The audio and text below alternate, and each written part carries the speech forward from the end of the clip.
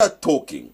Maybe let's start from a lady's point of view, maybe how she sees it. I'm sure you've seen your father, you know. You close with her dad? Yeah, yes, I am. Yeah. I'm seeing you. You've got cousins and family members. How is your experience with them dealing with problems?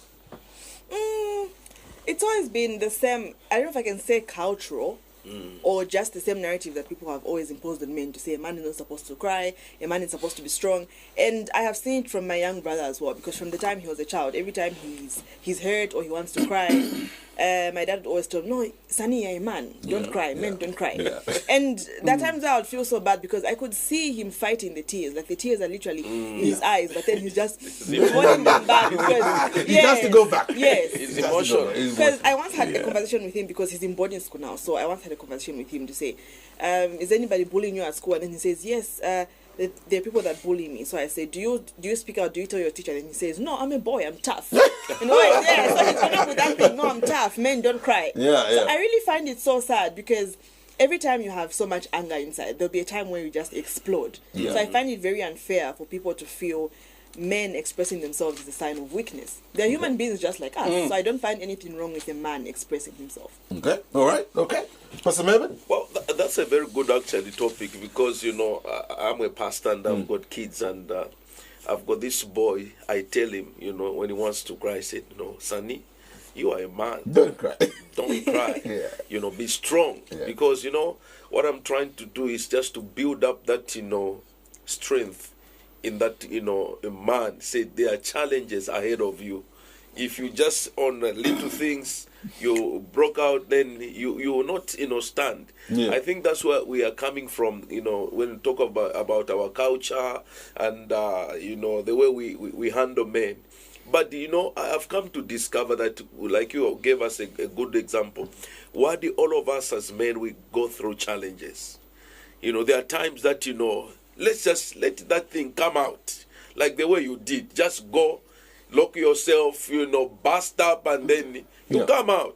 Rather than pretending. I've seen a lot of people actually among, if you take, you know, your count of, you know, people commit suicide, they're men. Because of these things where you said, if I cry, if I share, or maybe at the funeral they see a man crying, people say, how about remember you know, I've seen some men cries, he holds his head, and the people, they are shocked. They say, how can you cry? How can the apostle, you know, cry like that? How can you expect to just cry like? They just want to do like you are saying.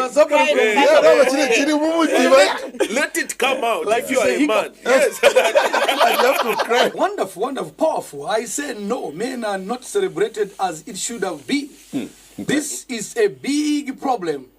Whoever is a man, starting from a baby, suckling baby, they don't keep us well. They have not kept us well. I'm telling you. Me personally, my personal life, I don't have my photo from when I was a baby to 20 years. So whoever kept me where cameras not invented. I wonder.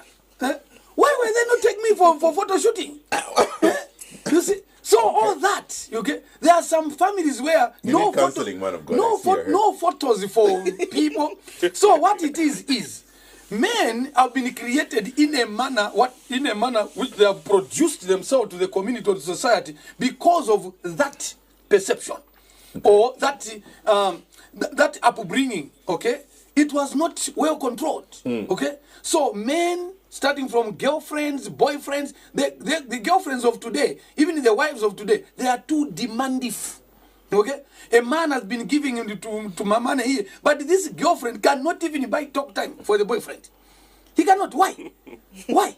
Every time they're on the demanding side. Oh, this, me, that, and the boy is crushed, and the boy is just out of this world. And at a certain point, when he keeps quiet, he begins to think, I think I should just ditch out that woman, that girl. Let me just drop her. They end up stealing. They end up stealing. Yeah, they end up doing the wrong things just to please. Very true. Very true. Yeah, so the things that we fail to appreciate in men, we end up producing men who are what we call them. Okay?